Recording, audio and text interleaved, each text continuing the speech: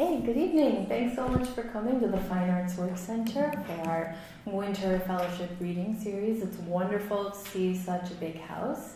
I want to say thank you so much to Ann Wood for the wonderful article that you did for the banner, which I'm sure was influential in getting many people to come here tonight. I'm very excited to introduce our reader this evening. While I'm making a few announcements, if you could turn off your cell phones or anything else that might make noise, it would be greatly appreciated. So this is sort of the last thing that we're doing for 2018, our 50th anniversary year, which has been thrilling and exciting, but it's certainly not the last thing that's happening this fellowship season. So mark your calendars. When we come back in January, we'll have our second Fellows reading, which I'm really looking forward to, which will be Poetry Fellow Austin Segrest and Fiction Fellow Praveen Krishna.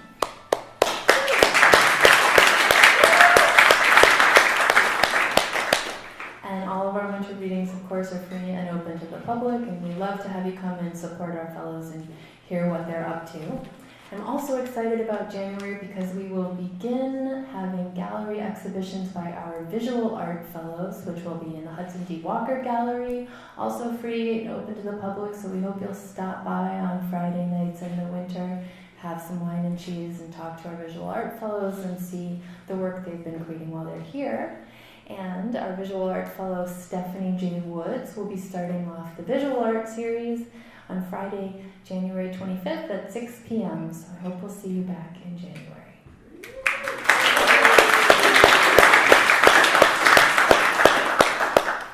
And now I'm so excited to welcome back Andre Dubus III, who's been here at the Fine Arts Work Center before. He's taught in our summer program. And I'm delighted to let you know that he has agreed to come back and teach a fiction workshop this summer in the 2019 summer program. So stay updated. We should have all of that on the website soon so you can find out more about that. Andre Dubus III is the author of 7 books, including The Cage Keeper and Other Stories, Bluesman, and the New York Times bestsellers House of Sand and Fog, The Garden of Last Days, and his memoir, Townie, and the New York Times Editor's Choice and the number 4 New York Times bestseller.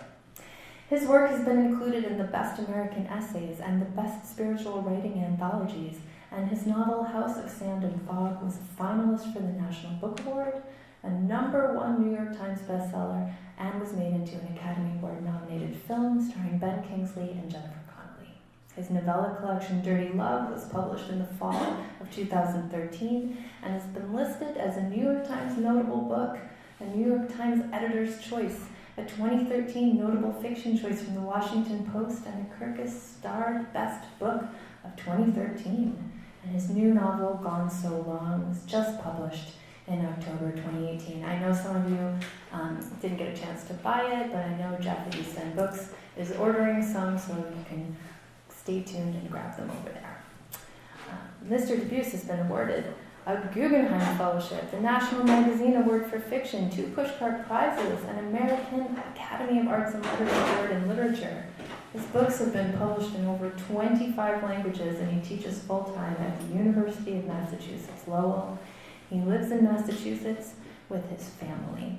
I wanted to let you know that after the reading, Andre has agreed to have a nice conversation with us, so as you're listening, if you think of questions, please feel free afterwards to participate in that. And with that, please join me in welcoming Andre Dubus III.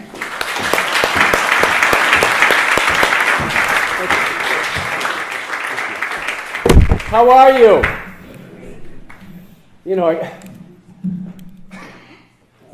I listen to these accolades in this bio, and it just feels so unrepresentative. You know how much failure is behind all that shit?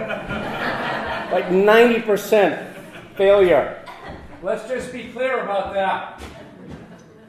That would be a good bio. That'd be a good bio. His first book went to 39 publishers over 7 years, which is true. His second book went to 29 publishers over 3 years, which is true. His third book went to 24 publishers over 2.5 years. Let's talk. I'm going to read. And then let's talk. Can I move this, my video man, like 3 inches that way? Yes, sir. It's okay? Okay. gadgets scare me. So I've never texted. I've never been on social media. I don't have an iPhone. I never will. I have a flip phone. And my fear about iPhones is that they're ruining our lives and taking us away from the only thing that we have, which is this one moment. So thank you all for being here on a lovely, cold Friday night. Not cold. In P-Town. So, what's that? Saturday. Sorry, man. I've been on the road. Maybe I should get an iPhone. It tells you what fucking day it is. I just have to say, though, because it just hit me. I was walking. It tells you too much. That's my complaint. I was walking through the driveway, through the parking lot, and, you know, I taught here, again, like a couple summers ago. It was Kelly Broom invited me, and it was wonderful. But what I keep forgetting is, so we've got 3 kids in their 20s, 2 boys and a girl, and my son Austin, who's almost 26, learned how to catch a baseball in this parking lot. Then he became a pitching phenom in high school, good enough to play in college if he didn't hurt his shoulder, and now he's a screenwriter in LA, and that was all like 3 days ago. And it's just so bizarre. So I have a really tender place in my heart for this place for a lot of reasons. I'm just going to read for like 12 minutes. I'm going to talk for like 18.2. And let's have a conversation. Really, my favorite part of getting up in front of people is I love that conversation. And thank you for being here, and Kelly, thanks for having me. So this novel, Gone So Long, is from 3 points of view. Daniel Ahern, who's in his early mid-60s, he's very sick. Lois, his former mother-in-law, who's in her 80s, and his grown daughter, Susan, who's 43, who he has not seen since she was 3 years old. I'm going to read towards the beginning of the novel. I mean, I think all you need to know is he's a caner, chair caner, lives near Salisbury Beach in Massachusetts, lives in a trailer. His father, Liam, was the guy who kept the beach magic-looking with paint. He kept all the rides and all the shops painted. And I think what you need to know, too, is that in this scene, Daniel is caning a chair in the sun, and he's thinking back to the last few days he spent with his mother before she died 3 years earlier. And thank you. And I'm on the wrong page. So how are you? How's the family? Here we go. A truck passes by. Daniel can't see it over his fence, but he knows from that feathering rattle of the diesel that it's a pickup. One of those big ones kids like to drive now. His mouth and throat are dry. He still punishes himself. He does. But nothing good is going to come from not drinking water when he should. He rests his file on the caning and goes inside. In the hot trailer, he fills a glass under the kitchen faucet and drinks. The water tastes like iron, and he thinks of blood, and here's the term his good doctor used over 2 years ago, active surveillance. At the library, Daniel looked up prostate and cancer and saw that's the term they all use. But 5 appointments have come and gone without him. This life of his is not something he fears ending. He threw it away with both hands years ago. But these past 34 months, his daughter's last name has sat inside him like a shard of glass. And for too long, he hated Liam and his mother for not taking her in. They lived in the same neighborhood as Lois and Jerry, and his daughter could have had his old room in the Ahern house, so why didn't they take her in? Though Ma said she'd wanted to, that she begged Liam to do it. She told Daniel this a very long time ago, and she said it again near the end. Those last days, sitting beside his mother's bed for hours, different nurses coming and going, the morphine dreaming itself through his mother's blood, he stared at her sleeping face.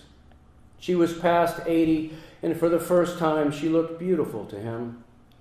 Her cheeks were drawn and pale, but her nose seemed smaller, her lips more full, and though her hair was thin, it was the pure white of a woman who'd never once dyed it, not once. The word lovely came to him. She looked lovely. Danny. Sometimes she'd wake up and just start talking. Daniel. Who's Daniel? Me, Ma. We never called you Daniel. I know, Ma, but I like it better now. She turned her head and stared at him. The oxygen tube in her nose hooked around her ears and flattened her hair. I was on the flying horses, Danny. Me and your father. I was on a stallion and he was on a mare. Isn't that funny?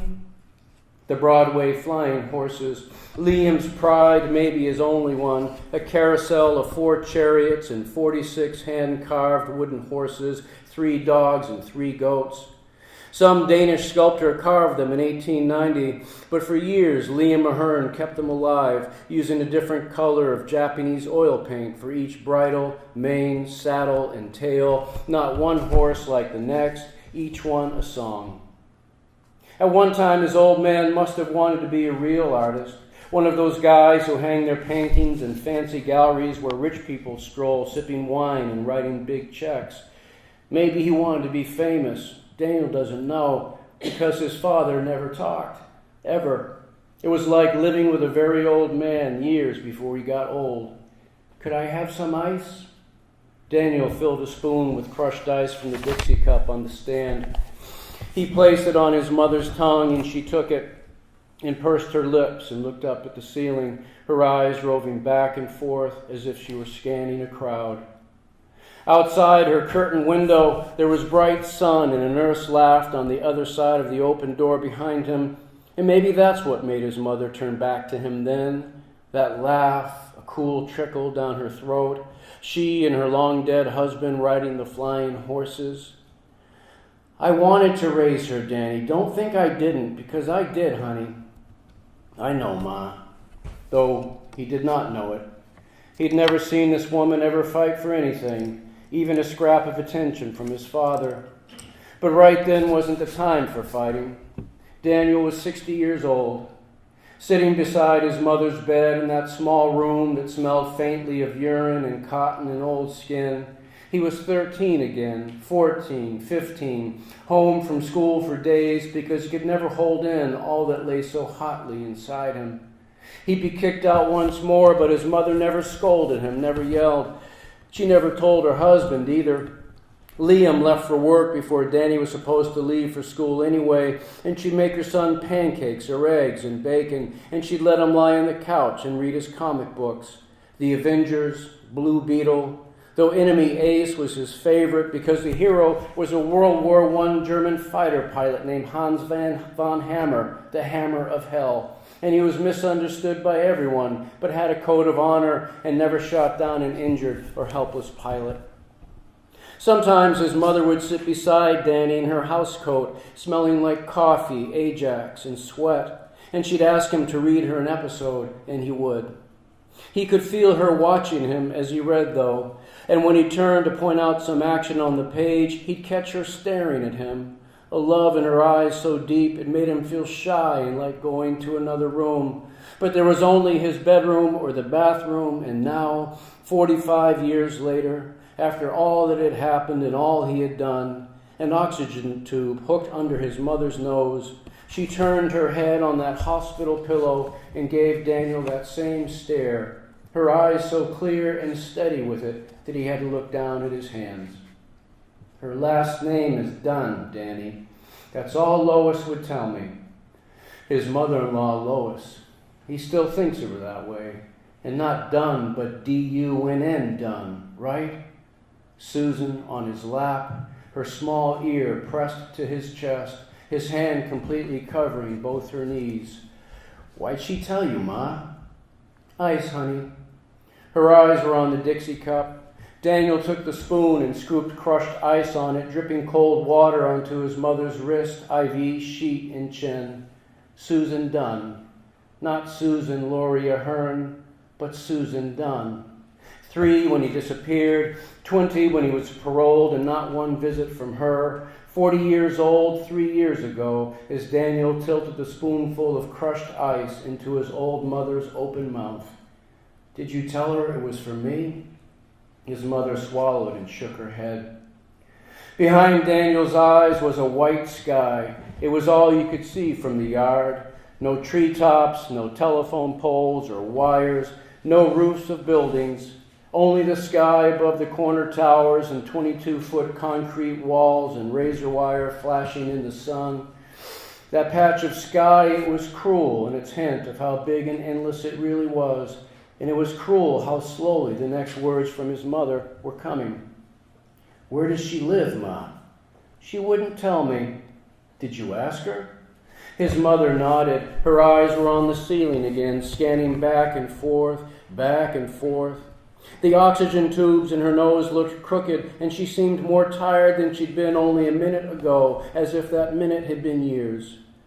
"What did she say, Ma?" Her breathing was shallow. Her breast lay slack beneath the sheet, and Johnny, "Ma?" There was more laughter from a nurse, the beeping of a distant machine in a distant room, his mother's breathing. She did not go that day or the day after or even a week later. It may have been 3 weeks, and they had other talks, but never again about Daniel's and Linda's daughter, Susan. The morphine seemed to take his mother places she enjoyed. Wolves in the snow who were friendly and covered her with branches to keep her warm. A gondola in Venice, Italy, a place his mother had never been, though now she was floating under stone bridges with Frank Sinatra when he was young and skinny. Then the gondola became a sleeper car on a train, and she talked a long time about farms and men with hands cracked from the sun and rain and wind. "Your father always worked so hard, Danny." "I know, Ma. He was very talented." "I know. He used to brush my hair." "Liam?" "The moon, Danny. I always thought about it." Daniel can't remember the last thing she said to him, but it was not from the world he lived in. When she died, he was driving to see her late on a Sunday morning in March. Dirty snow plowed up against the sidewalks. Nailed to the pine trunk just inches from his trailer's kitchen window is a rusted metal thermometer in the shade, 94 degrees. Daniel rinses his glass and sets it upside down on the drain board and steps back outside. His trailer door is slightly warped and racked out of square, and he has to lift it upward before the latch clicks into place. The sun is as high as it will get all day. There isn't a shadow in the center of his yard, and his half-kinged chair looks raw and undressed. It's from the Victorian era, a time when everyone seemed to want to live like dukes and duchesses, and it's part of a set for an antiques dealer down in Port City. He's a pipe-smoking bull of a guy who told Daniel if these came out right, he'd trust him with a Core Reed rocker on a bentwood frame made just after the Civil War. Daniel had to go pick up the chairs in his truck, and he quoted the dealer $1.50 per caning hole for each seat, which didn't include refinishing them first. This is a big money job that could lead to other big money jobs, though Daniel's bills are minimal, so what does he need the money for? Susan Dunn. With each passing day, week, and month, those 2 words his mother gave him are rising to the surface of his skin like something infected. Susan Dunn. She's living out there somewhere. He'll need a nest egg to find her, won't he? And maybe she needs money. Maybe he can give her that. The sun's too high now to keep working. Daniel carries the half-cane chair inside and sets it down alongside the others. His shop isn't much larger than a storage shed, and it smells like varnish and walnut dust and the galvanized metal of its roof flashing. Daniel swings the door shut and padlocks it. He's thinking of a cool shower, and he should eat something too, but he has no appetite. Just that ache he can't quite get used to. And it's only as he's walking under the sun to his trailer does he know that this is the day. Whether he's needed at the Council on Aging this afternoon or not, this is the day he's going to walk into the town's library, sit at one of the computer screens, and type onto the dusty keyboard her name. His grown daughter's name that does not sound at all like the one he and Linda had given her so very long ago. Susan Laurie. Susan Laurie Ahern. Thank you very much.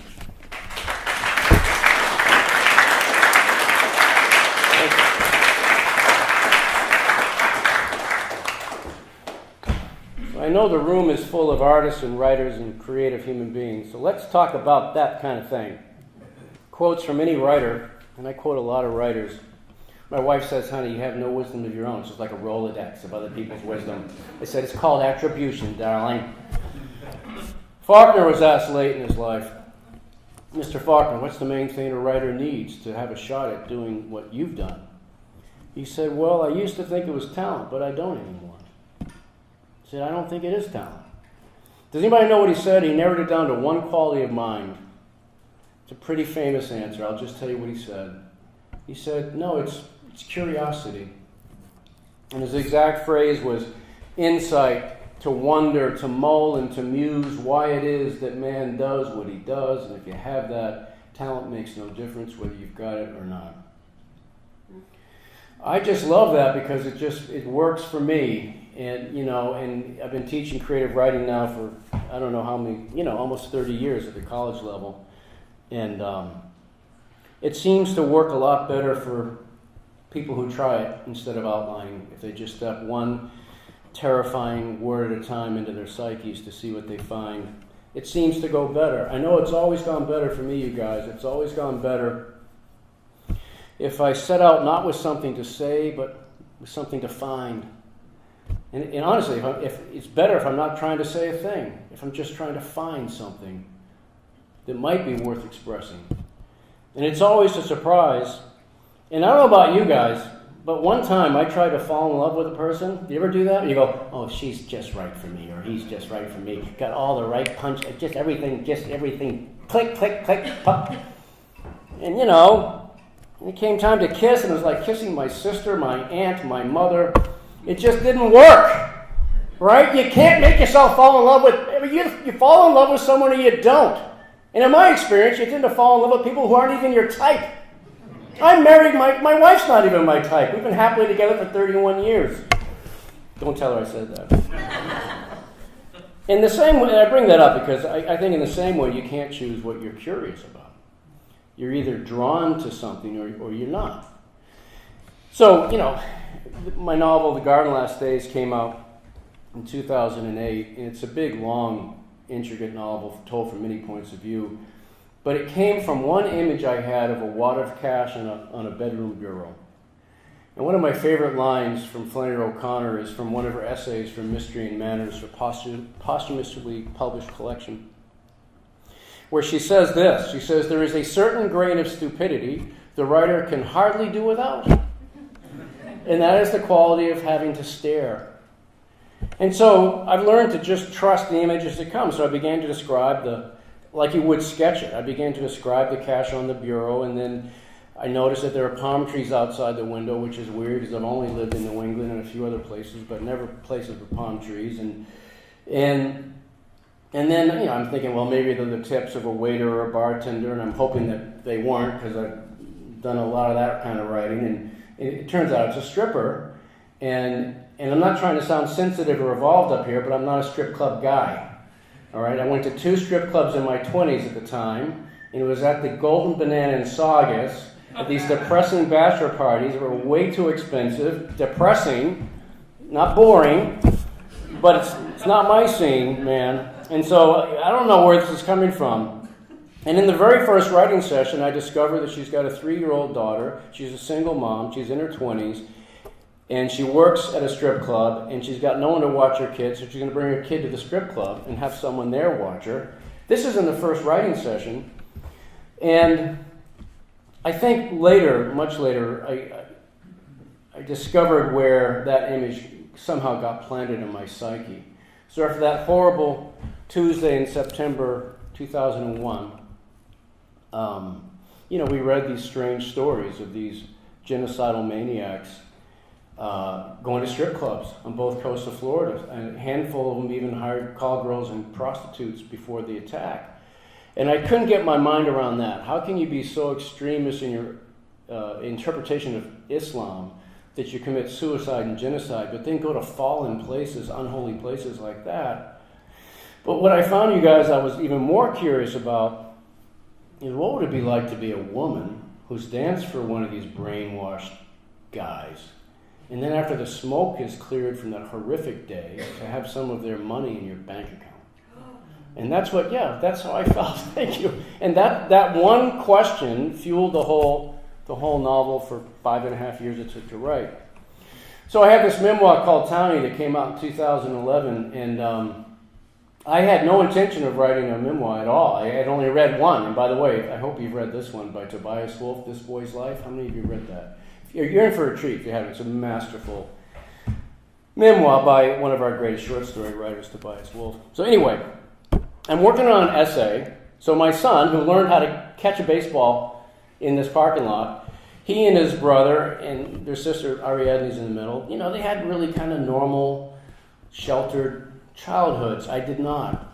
And I'll get to that in a moment. And so they play t-ball, and I drive them to practice, and I'm buying them all these little things they need, like gloves or whatever they're called, and bats. And they play c-ball where the coach pitches. And around 8 or 9, they start pitching to each other, and I notice they're starting to get really competitive. And I'm seeing some faces of recognition, right? Not competitive with the kids. Who's it getting competitive with? The friggin' parents and the whack job coaches. So my son, they're like 9. My son pitches a game. The other kid gets up, like a playoff game. The kid weighs like 39 pounds. His coach weighs like 240 with a drill instructor haircut. And the coach actually yells, "I don't want nothing but strikes, Tommy. Strikes only!" I go, holy shit. Last time I checked, even major league guys couldn't throw strikes only. So the following year, I volunteered to coach the team to protect my son from the whack jobs, but I forgot I'd never played baseball, and at age 40, didn't know how. I didn't know a thing. I didn't know that that year I learned the first 2 fouls were strikes. Well, that doesn't seem fair, really. I learned that the first column is the first number is the winning number, the second one's the losing number. I learned you don't have to slide into first base. I didn't know anything. And there's a reason for it. So I'll get to that in a moment. So I had all these moments where, like this. Oh, and the local business that sponsored our team was a funeral home. And so we had black uniforms with gold lettering. And in that first season, because I coached these kids for 2 years, the poor kids, we were 1-14. And the only reason we had a win was the other team never showed up. We got the W because they forfeited. So there are all these moments in the season where I go, "Hey, Mike, run. And this kid would say, "Coach, it's against the rules. You can't run right now." "Are you sure, buddy?" "Yes." "Oh, you're out, Mike. I'm sorry, kid. Come on back." So I'm writing this essay. I'm going to write this essay about me and my sons in baseball. And it'll be the first funny thing I've ever written. And I'm going to write about how it wasn't the typical American mythical tale of the father introducing his son to America's pastime. It's the other way around. My sons introduced it to me. And I started to describe the first time I saw a baseball field. I was about 9. My parents had just divorced. My newly single, poverty-stricken mother, first world poverty, was driving by a baseball field, and I didn't know what it was. And 500 pages later, and 3 years later, I wrote what I was doing instead of playing games with balls in them. I was living in the mill towns of New England with my single mother and first world poverty, and no dads around, and a lot of violence and drugs and alcohol and law enforcement and pain. And then writing saved my life. But what I'm trying to tell you is I was setting out to write an essay about baseball, for Christ's sakes, and a funny one. Blaise Pascal, right, the 16th century philosopher, inventor, poet, mathematician. He's got this great line, which I hate because it's so harsh, but I love because I believe it. He said, "Anything written to please the author is worthless." My God! It's so harsh, but except I think he's right. Just because I want to write a funny essay doesn't mean that's what wants to come.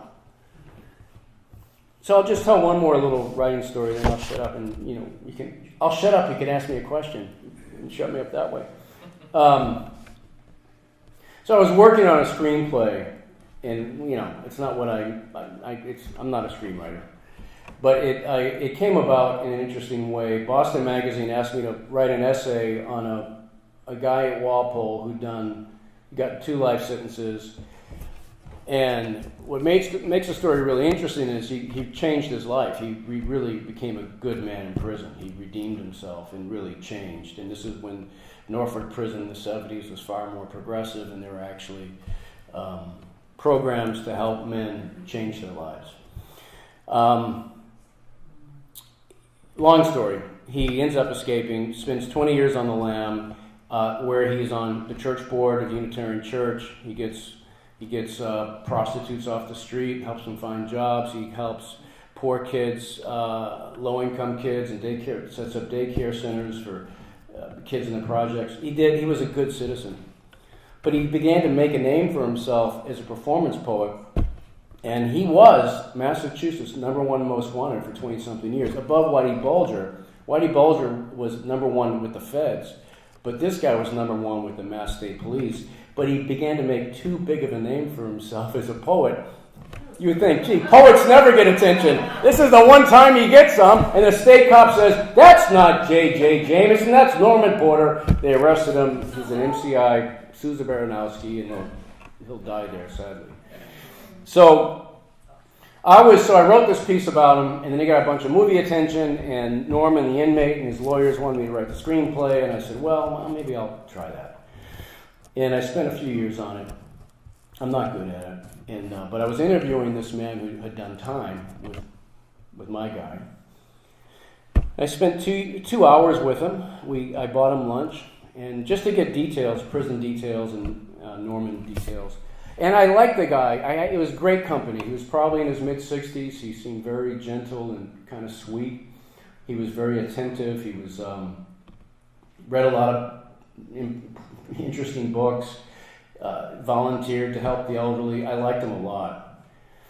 And I thanked him, and I was paying our lunch bill, and I said, hey, man, I know I'm not supposed to ask, but how come you did 15 years?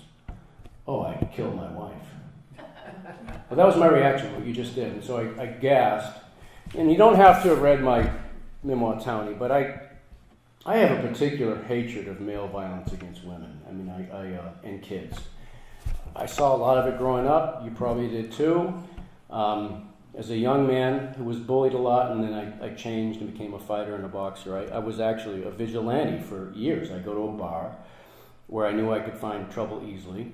I'd wait for some guy to backhand his girlfriend. I'd put her in the hospital. I'd go to the house party, do the same. I did it for years. And it's not good. Writing got me off that. But so I had a particular visceral reaction when he said this. But here's what I want to share with you. I couldn't change the fact that I had still enjoyed those 2 hours with him. And I couldn't change the fact that I still liked him. And how do you delete that from your psyche? I still liked him. I still found him to be good company. I still consider him to be probably a good man. And he did the worst thing possible. And he did it to someone he vowed to actually care for and love. So, but I just want to get the hell away from him now. And so we're walking out of the restaurant pretty fast, and we're standing there, and I'm trying to figure out where my friggin' car is. And I said, well, you got kids? He said, oh yeah, but they don't want to see me. And you guys, that sentence hovered in my psyche for 3 years, and I couldn't get it out. Back to curiosity. I couldn't stop chewing on it. It didn't stop chewing on me. It wormed its way in. I'm sure the room's full of people blessed with children. It just did such a number on the part of my humanity, which is a father. And I couldn't get out of my mind, so you've done the worst thing possible to someone that you made a baby with. And you love that baby the way we all love our babies. And this baby understandably wants nothing to do with you. What the hell is that like? And so that is the seed for Gone So Long. And believe it or not, it's actually not that depressing a book. In fact, they make wonderful Christmas presents. You can buy 6 for your friends tonight. I'm kidding. It's actually not as dark as I would have thought. And it is, and it isn't, and it is. I don't know what it is. I'm going to quote from my Rolodex of other people's wisdom. This is from Lao Tzu, right? The founder of Taoism, Confucianism, I forget which. Maybe one of you guys knows. But I love this line because, to me, it embraces the impulse to create, whether it's a book or a painting or a film or a piece of music or a dance. My wife's a dancer. or the impulse to read a really good book. And here it is. Soften the light. Become one with the dusty world. Isn't that lovely? Thank you all for listening. Thank you.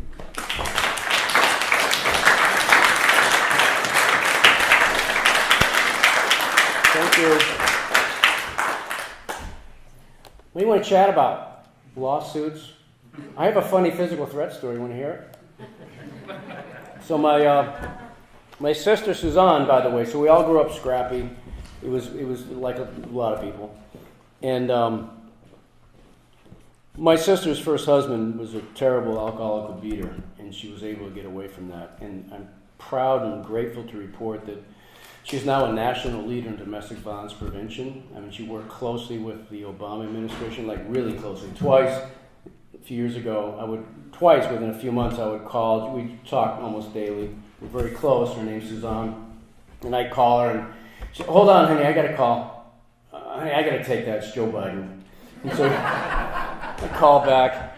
Hey, now my sister used to be a drug dealer in Haverhill, Mass. in 1973. Hey, Sue Dubus, you come a long way since you was a drug dealer in Haverhill, Mass.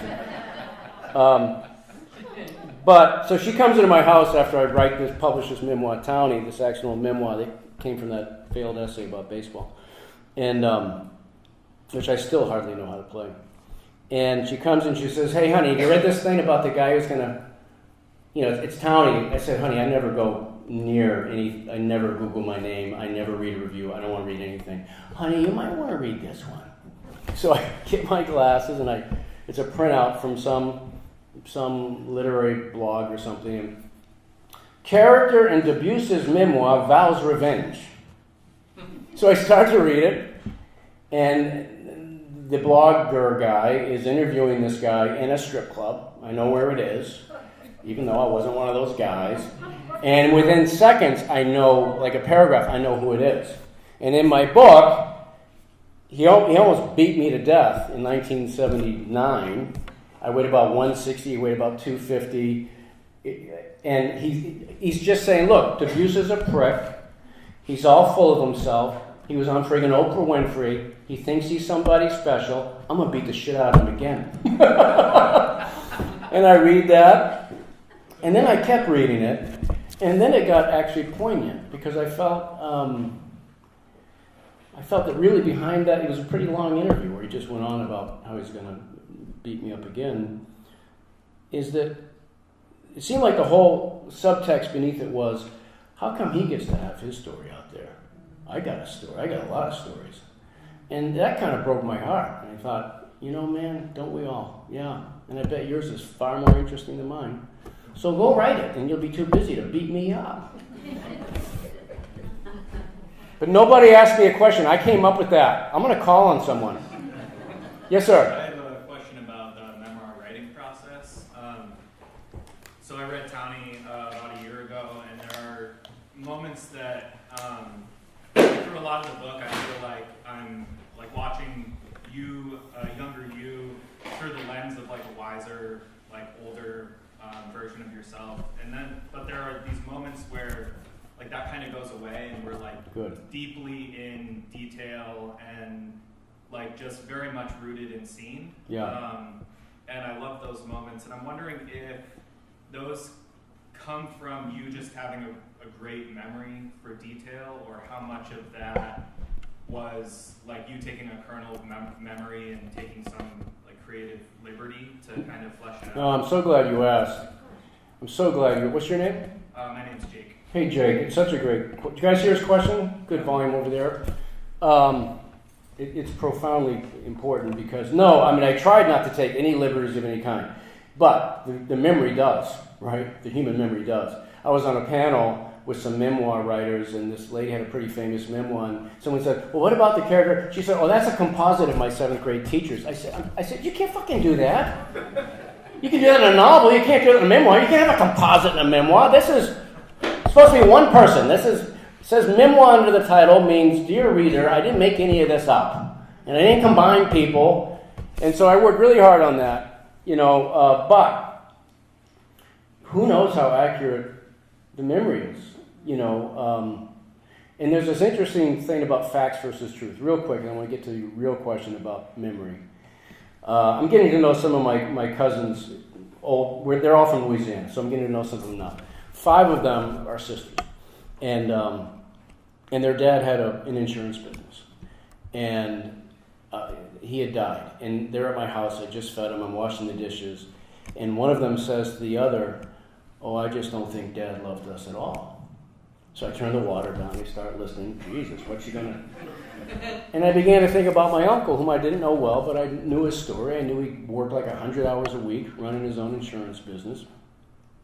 I knew that he put his kids through expensive colleges and high schools doing it. I knew that he all he did was work, and he dropped dead at 53. I'd be willing to bet one of my limbs that my uncle would sit up in that coffin, say to his daughter, "How can you say that? You think I worked like that for me? Of course I loved you girls." Except my cousin never saw him at breakfast, never saw him at lunch, never saw him at dinner, never saw him at bedtime, never saw him at a game, never saw him at a recital, never had pancakes with him on Saturday morning and watched cartoons. And on Sunday, when the family went to church, Dad took a little time for himself and golfed. She's factually inaccurate that Dad didn't love them.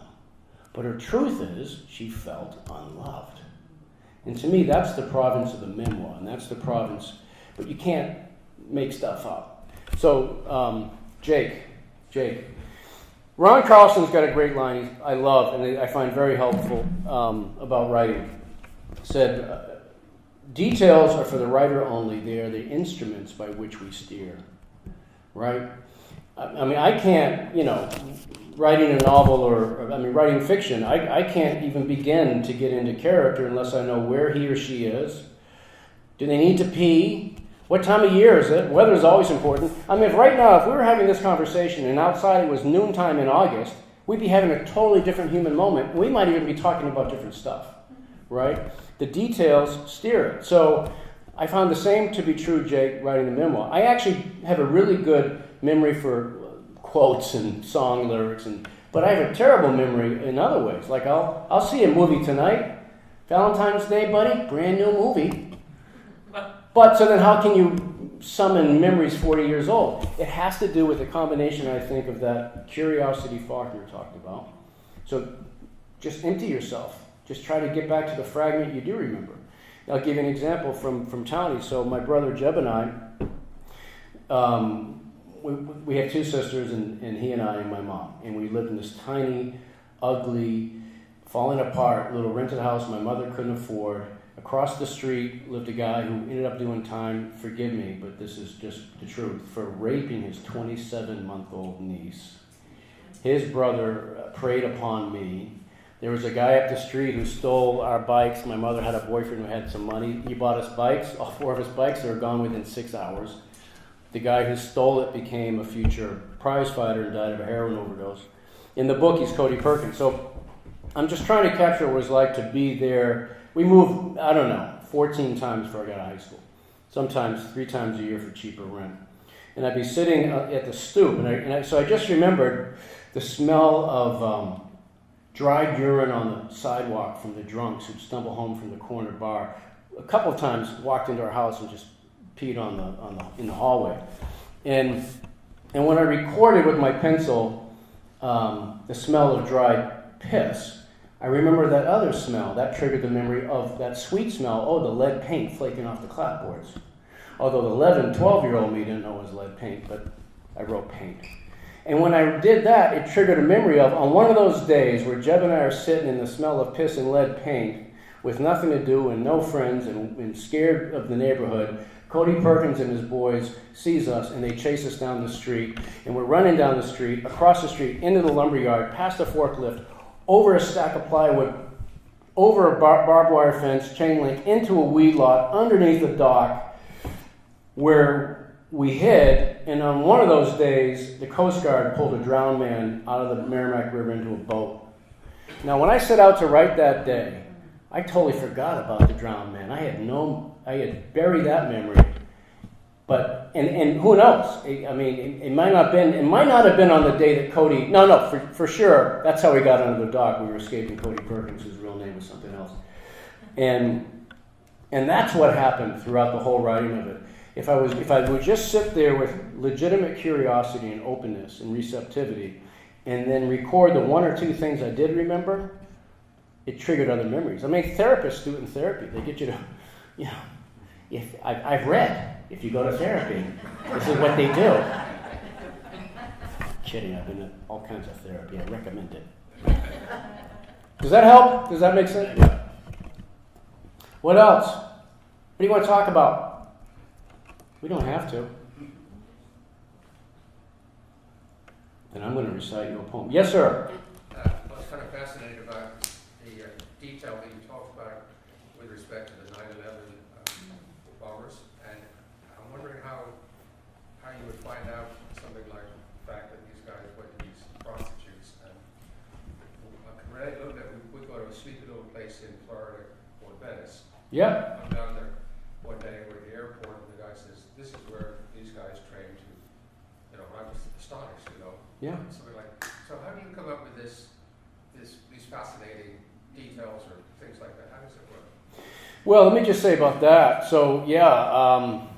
Because my curiosity was about a woman who danced for them. So I wrote for like 18 months, and I could feel intuitively, if you look at the word intuition, it's a beautiful word, and it comes from the Latin, I don't know if it's Latin or Greek, but the root meaning is to watch over or to guard. And I don't think it's possible to be in the creative process without using that part of us that we all get if we listen to it. And so, in other words, the writing is larger than the writer. So I'm writing from this woman's point of view, and then I have other characters come in. I'm going to their points of view. And now, one of these young Saudis has got her in the VIP room, and he's got a lot of money, and he just wants to talk. And I could feel that he wanted to have the microphone and have me switch to his point of view, and I resisted it because I was still angry at them. So no, I'm not giving you the mic. You guys got the mic. You killed 3,000 innocent people. Screw you. You're not getting the mic. And my resistance to giving him a point of view voice was like injecting the novel with arsenic and you started to die. So I knew I had to go to him, but then I realized I didn't know very much at all. So I actually stopped writing for 6 months. And instead of my writing time, I would read. I read the Quran cover to cover. I read the history of Egypt and Saudi Arabia. I read the Warren Commission report. I read some wonderful books, academic books, to the point where I could teach a class in extremist Islamic thought. And I was actually less afraid of them when I finished 6 months of immersing myself, because clearly these are brainwashed kids. And if you can brainwash a young man with nothing to do, you can unbrainwash him. There was actually one, you may know this, one of the men were caught in the Midwest on a train, and they may have been trying to go for a 6th plane. And the FBI agents who interviewed him, he kept saying, "But why don't you have them?" And they said, "What do you mean? You don't have horns coming out of your head. We were told you have horns coming out of your head." And so, anyway, then I go back. What's your first name, sir? James. Then I go back. Now that I'm armed with a bunch of book knowledge, I still don't know if I can pull off becoming one of these guys. I don't know if I can withhold my judgment. I live in Newburyport area, and I teach in Lowell, and I drive along the Merrimack River to get to the highway. And we lost 60 people in those towns on those planes. And one of them was a young salesman in his 30s, whose wife was pregnant with their 2nd child. They had a 3-year-old son. He hated his job.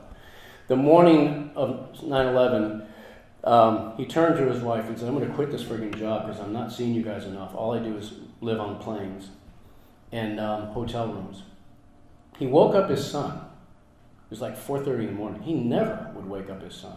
He woke him up and told him how much he loved him. And he was on the first plane to the first tower. And now it's a few years later, and I'm trying to write from the point of view of one of his killers. And I drive by his house twice a week where I see his widow playing with the toddler he never met, and then the other one who's now like 6. At one point in my life, I would rather, and this is all in towning, as Jake knows, but I was such a physical coward until I snapped at 14 when a grown man beat up my brother and I couldn't defend him. That I would rather die a violent death. For many years I was like this. I would rather die a violent death than see a coward in the mirror.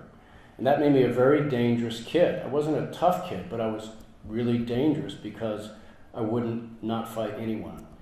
And, you know, Ted Cruz, in another famous moronic display, when he was running for president, he said something about, well, if we just do this, this, and this, those ISIS, Taliban people, they're going to get killed and they'll know it.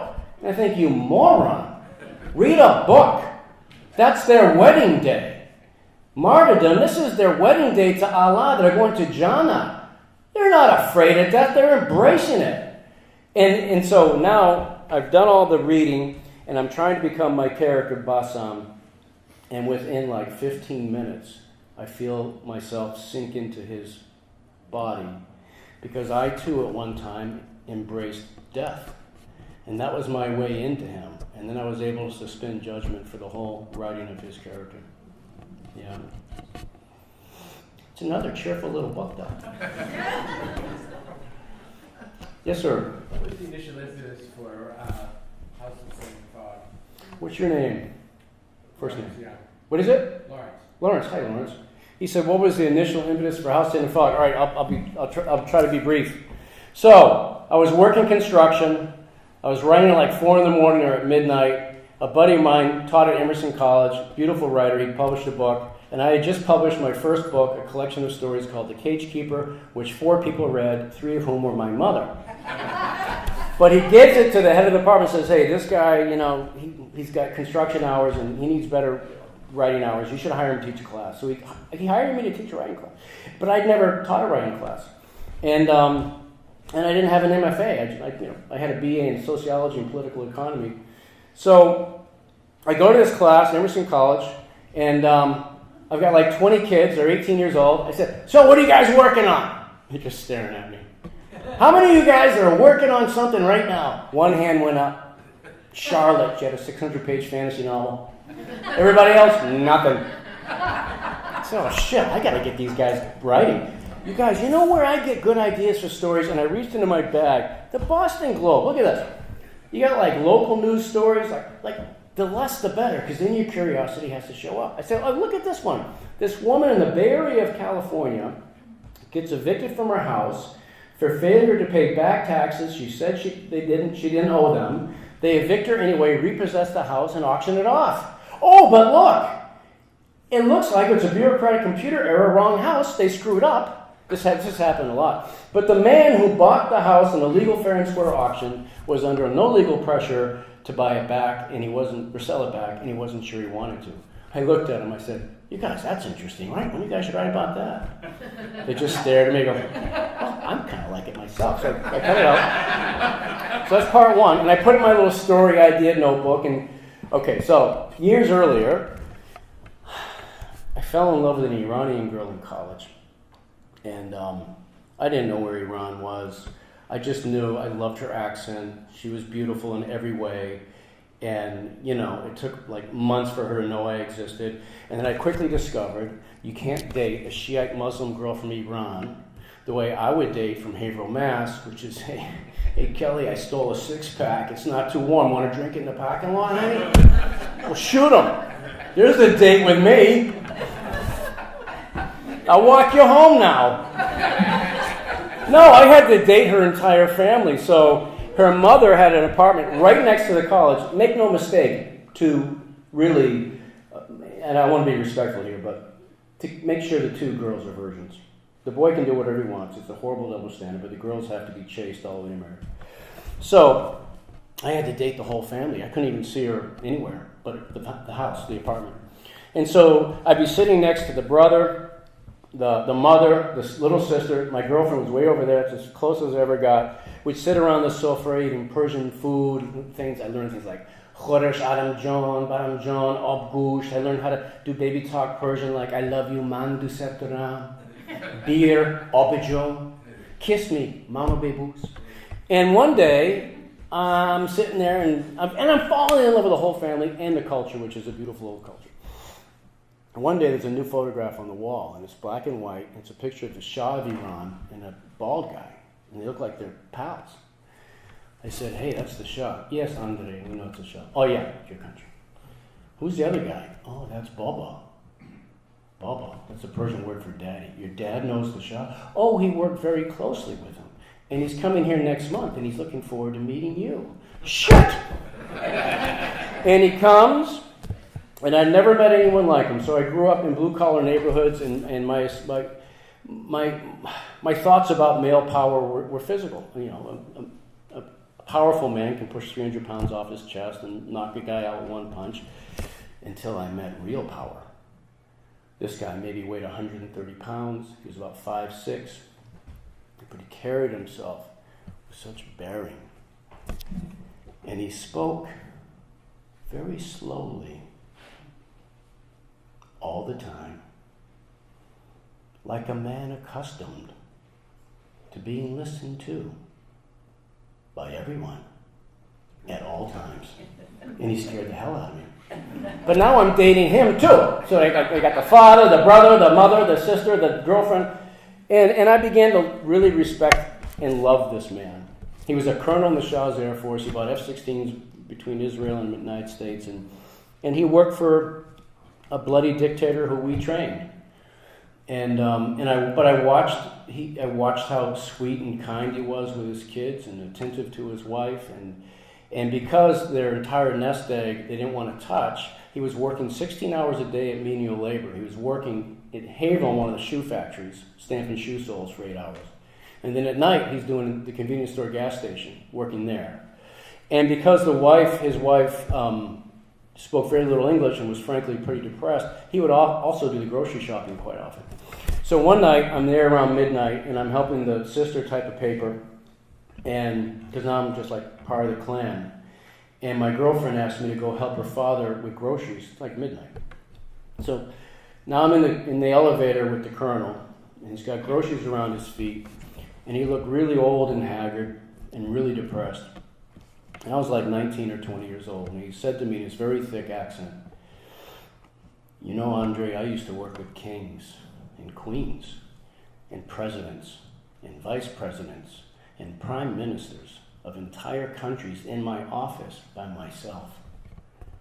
Now I serve candy and cigarettes to kids who don't even know who I am. And he shook his head and said, I never thought this would happen to me. And I never forgot it. It just, you know, these things in life that happen to us and you never forget it. So now, years later, Lawrence, I take out the newspaper article that I showed the Emerson kids. I read it again.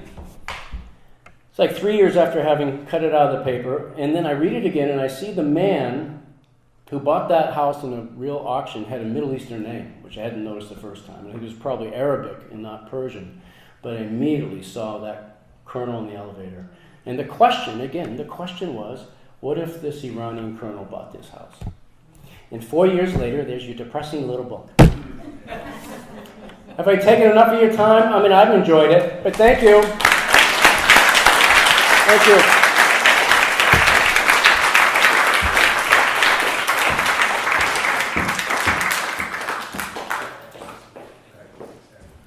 Thank you so much, everybody. Have a healthy, safe new year, and we'll see you in 2019. And thanks again, Andre.